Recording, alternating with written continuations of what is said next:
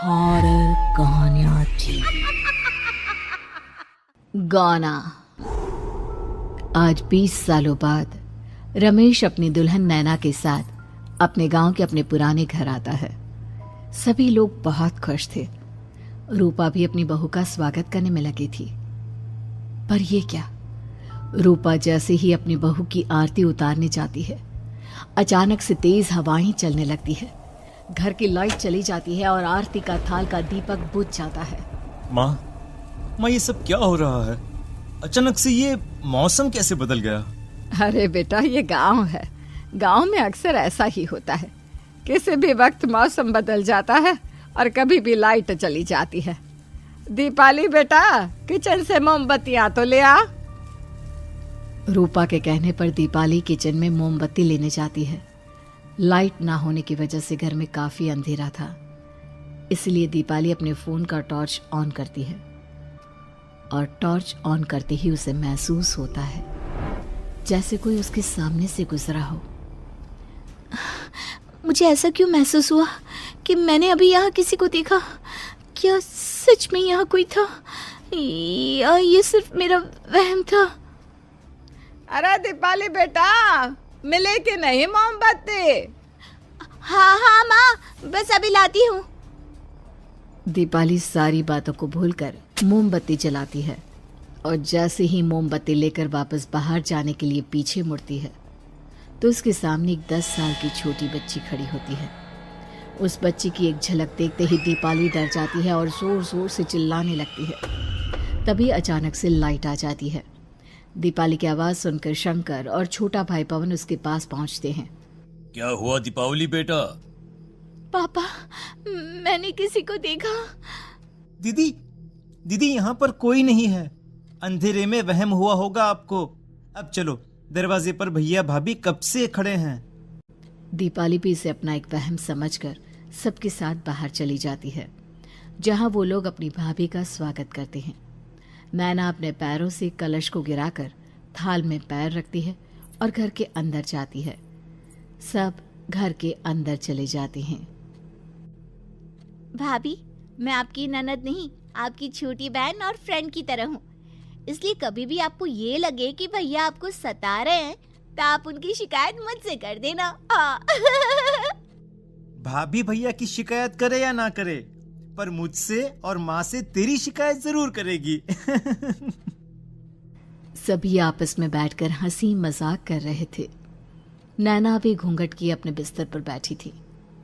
वो सब आपस में बात कर ही रहे होते हैं कि तभी उन्हें एक अजीब डरावनी आवाज सुनाई देती है और कमरे की खिड़की अपने आप ही खुल जाती है। मुझे इसीलिए गांव पसंद नहीं। गांव में ऐसी ही डरावनी आवाजें आती हैं। मैंने तो सुना है गांव में बहुत सारे भूत भी होते हैं और इस मौसम को पता नहीं क्या हो रहा है। मुझे तो बहुत डर लग रहा है। मैं तो अपने कमरे में जा रही हूँ सोने। बाय भाभी, हम कल बात करेंगे। अब सब अपने कमरे में सोने चले जाते हैं। नैना अपने कमरे में बिल्कुल अकेली थी। कुछ देर बाद रमेश अपने कमरे में आता है और देखता है कि नैना खिड़की के पास खड़ी होकर बाहर की ओर एक टक नजरें लगाकर देख रही थी। क्या हुआ नैना? बाहर क्या देख रही हो?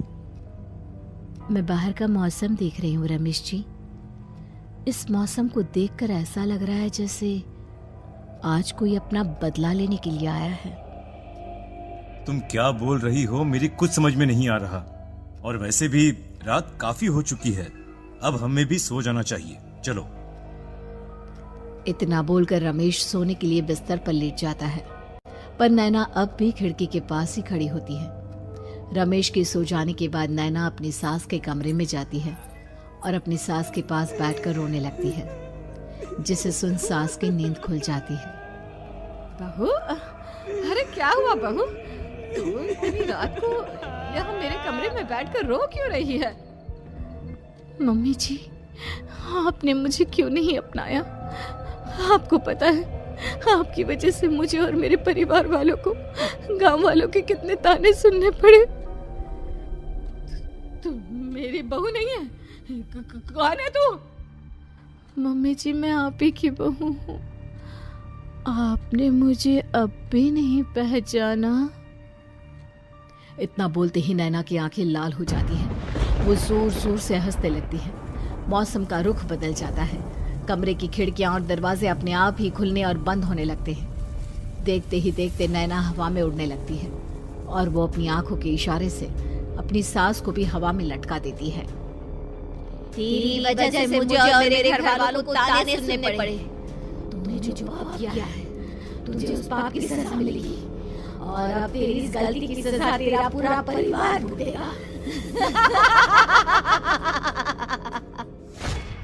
इस तरह से नैना बड़ी ही बेरहमी से अपनी सास को मार डालती है और आराम से अपने कमरे में जाकर सो जाती है। अगली सुबह जब घर वालों को कमरे में रूपा की लाश मिलती है तो उन लोगों के पैरों तले जमीन खिसक जाती है। कल तक माँ बिल्कुल ठीक थी, फिर अचानक ऐसा क्या हुआ रात को कि माँ हम सबको छोड़कर चली गई। सारी गलती मेरी है। बेटे की शादी की खुशी में मैं ही रात को घर वापस नहीं आया और चला गया अपने गांव के दोस्तों से मिलने। अगर रात को मैं अपनी रूपा के साथ होता तो शायद आज वो हमें छोड़कर न जाती।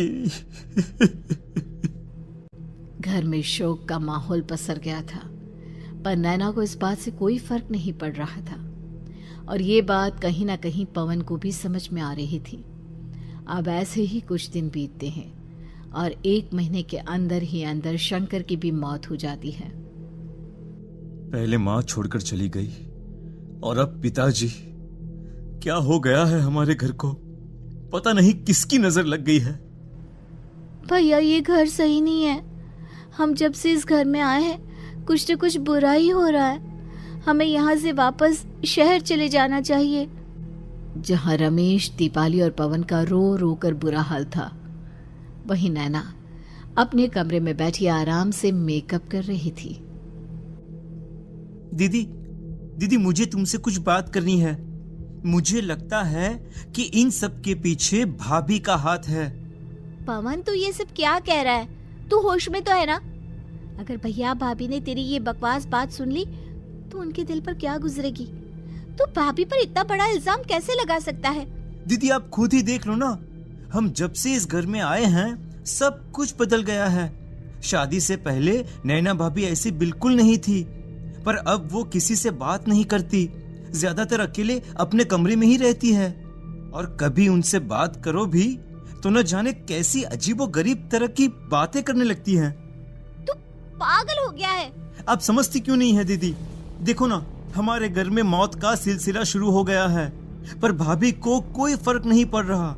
वो अभी भी मेकअप कर रही हैं, आराम से खाना खा रही हैं। और दीदी आपको पता है, जिस रात माँ की मौत हुई थी ना, उस रात मैंने भाभी को माँ के कमरे में जाते हुए देखा था। पवन की बातें सुन अब दीपाली के मन में भी शक पैदा होने लगता है और वो इस बारे में रमेश से बात करती है।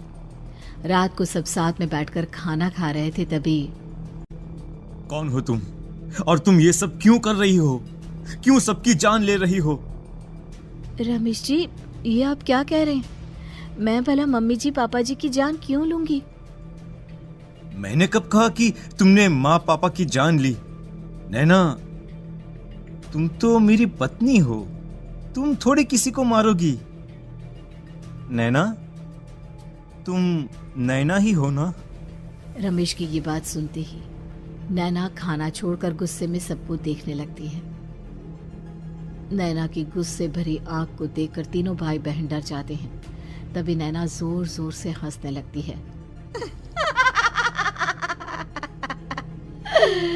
मैं तो हूँ आपकी पत्नी गौरी।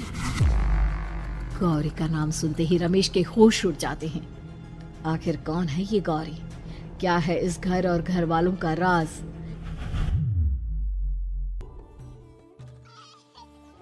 हमारे दोनों बच्चे एक साथ कितने अच्छे लग रहे हैं ना?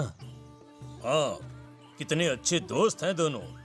बस बड़े होने के बाद भी इनकी ये दोस्ती बनी रहे तो बच्चे कितने खुश रहेंगे। मैं क्या सोच रहा था कि क्यों ना हम अपनी दोस्ती को रिश्तेदारी में बदल दें। मैं अपने बेटे रमेश की शादी तेरी बेटी गौरी से करना चाहता हूँ। इस तरह हमारे बच्चे भी हमेशा साथ रहेंगे और हमारी दोस्ती भी रिश्तेदारी में बदल जाएगी। शंकर की इस बात से उसके दोस्त को बहुत अच्छा लगता है और वो अपनी बेटी की शादी रमेश से करवाने के लिए तैयार हो जाता है। बहुत जल्द दोनों परिवार मिलकर बचपन में ही रमेश और गौरी की शादी करा देते हैं। अरे शंकर, अपने बच्चों की शादी करवा कर हमने अपनी दोस्ती को रिश्तेदारी में बदल तो लिया, पर मैं चाहता हूं कि अपनी गौरी का गौना 2 साल बाद करूं, ताकि वो थोड़ी समझदार हो जाए। अरे हाँ दोस्त, बिल्कुल, हमें कोई दिक्कत नहीं है। इसी तरह समय बीतने लगता है। समय के साथ शंकर का कारोबार तरक्की पकड़ लेता है और 2 साल बाद शंकर अपने पूरे परिवार के साथ शहर में शिफ्ट होने की तैयारी कर लेता है। जब यह खबर उसके दोस्त को पता चलती है तो वो शंकर से बात करने उसके घर जाता है। शंकर, 2 साल पूरे हो चुके हैं और अब तू शहर भी जाने वाला है। मैं सोच रहा था कि तेरे शहर जाने से पहले गौरी का गौना कर दूं, ताकि तू अपनी बहू को अपने साथ लेकर जा सके। ये तू कैसी बातें कर रहा है? रिश्तेदारी बराबरी वालों से होती है, और वैसे भी अब मेरा बेटा या मेरा परिवार कोई भी इस रिश्ते को नहीं मानता। ये तू कैसी बातें कर रहा है दोस्त? जब हमने अपने बच्चों की शादी करवाई थी तब हम दोनों ही एक बराबर थे। पिछले 2 साल में तेरा कारोबार थोड़ा सा अच्छा क्या चल गया तो पुराने रिश्ते ही तोड़ देगा। देख भाई, ऐसा मत कर। अगर तूने मेरी बेटी को अपनी बहू के रूप में नहीं अपनाया तो कोई भी मेरी बच्ची से शादी नहीं करेगा। अरे उसकी जिंदगी बर्बाद हो जाएगी।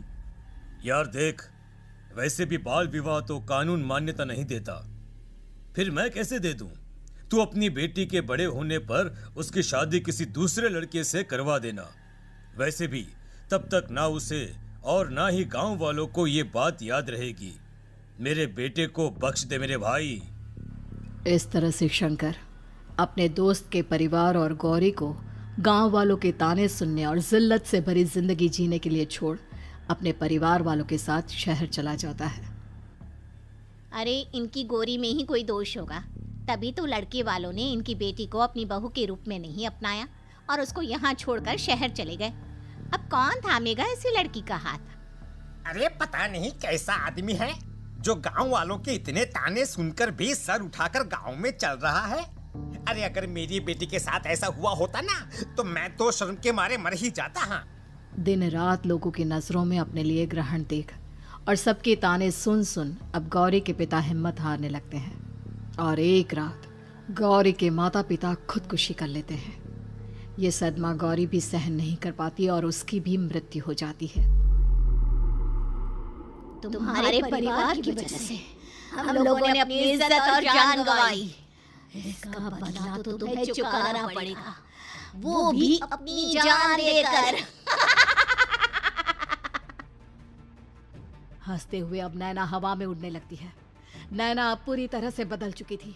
गौरी की आत्मा उसके शरीर पर हावी हो चुकी थी। उसकी आंखें सफेद, पैर उल्टे, चेहरा काला और बाल बिखर गए थे। अब गौरी अपनी शैतानी शक्तियों से घर के हर कोने को अपने काबू में कर लेती है और सीधी दीवार पर जाकर चिपक जाती है। मुझे अपना बदला चाहिए।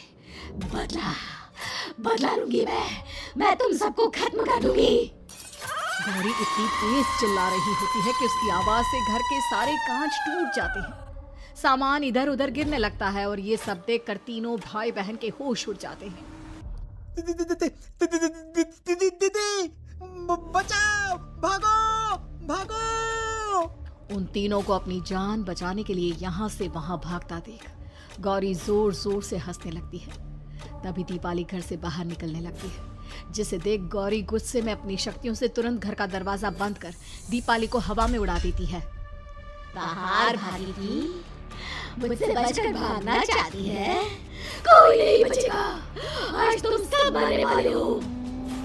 अचानक घर में भूतिया आवाजें गूंजने लगती है, तेज हवाएं चलने लगती हैं। सोफा, टेबल, कुर्सी सब हवा में उड़ने लगता है। ये सब देखकर रमेश, दीपाली और पवन की रूह कांप जाती है। घर में ये सब होते हुए और अपनी बहन को हवा में उड़ते हुए देख रमेश और पवन को भी समझ में नहीं आ रहा था कि वो क्या करे, कैसे अपनी जान बचाए। इतने में गौरी अपनी आंखें दीपाली की तरफ करती है और अपनी शैतानी शक्तियों से उसका गला दबाने लगती है। भागने का बहुत शौक है ना? अब मैं तुझे इस दुनिया से ही भगा दूंगी। इतना बोलकर गौरी दीपाली को उठाकर फेंक देती है और दीपाली दीवार से टकराकर नीचे गिर जाती है। दीपाली के पूरे शरीर में चोट के निशान होते हैं और वो उठ भी नहीं पाती। दोनों भाई भागते हुए अपनी बहन के पास जाते हैं। ये तो बस शुरुआत है, मैं तुम तीनों को तड़पा कर मारूंगी। अरे अरे, पर हमने क्या किया है? हम तीनों भाई बहन तो निर्दोष हैं। गलती तो हमारे माता पिता ने की थी और उन्हें तुम पहले ही मार चुकी हो, फिर हमारे पीछे क्यों पड़ी हो? पवन के इतना बोलते ही गौरी एक हवा के झोंके की तरह उसके पास आती है और उसका गला पकड़कर उसे हवा में उठा देती है और रमेश को गुस्से भरी नजरों से देखती है। गलती मेरे परिवार की नहीं थी, पर सबको मरना पड़ा। मैं किसी को नहीं छोड़ूंगी। गौरी पवन को हवा में उछाल देती है, जिस पर कमरे की छत से टकराकर जमीन पर आकर वो गिरता है। उसके सर और शरीर पर जगह जगह चोट लग जाती है और खून बहने लगता है, जिसे देख अब रमेश से चुप नहीं रहा जाता। गौरी, तुम्हारा गुनहगार मैं हूँ। तुम्हारी शादी मुझसे हुई थी। अगर तुम्हें बदला चाहिए तो मुझसे लो। मेरे भाई बहन को छोड़ दो। तुम मुझे मार दो। मरना तो सबको पड़ेगा। अरे पर इसमें उन दोनों की कोई गलती नहीं है। प्लीज, मैं मानता हूँ कि तुम और तुम्हारे परिवार के साथ जो कुछ भी हुआ वो गलत था, पर गौरी, मैं प्लीज मेरे भाई बहन को छोड़ दो। उन्हें तो इस बात के बारे में कुछ भी पता नहीं है। उनका इस सबसे कोई लेना देना नहीं है। तुम और तुम्हारा परिवार यही चाहता था ना कि मैं तुम्हें अपना लूं। उस समय मैं बच्चा था। मेरे पास इतनी समझ नहीं थी, पर आज मैं तुम्हें तुम्हारे इसी रूप में अपनाता हूँ।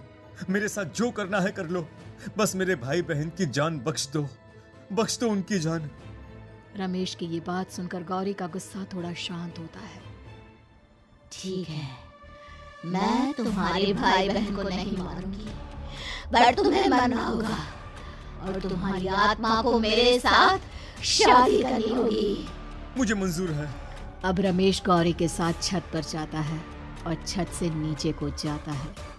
रमेश के मरते ही गौरी उसकी आत्मा को अपने साथ ले जाती है और इस तरह से रमेश खुद मरकर अपने भाई बहन को बचा लेता है।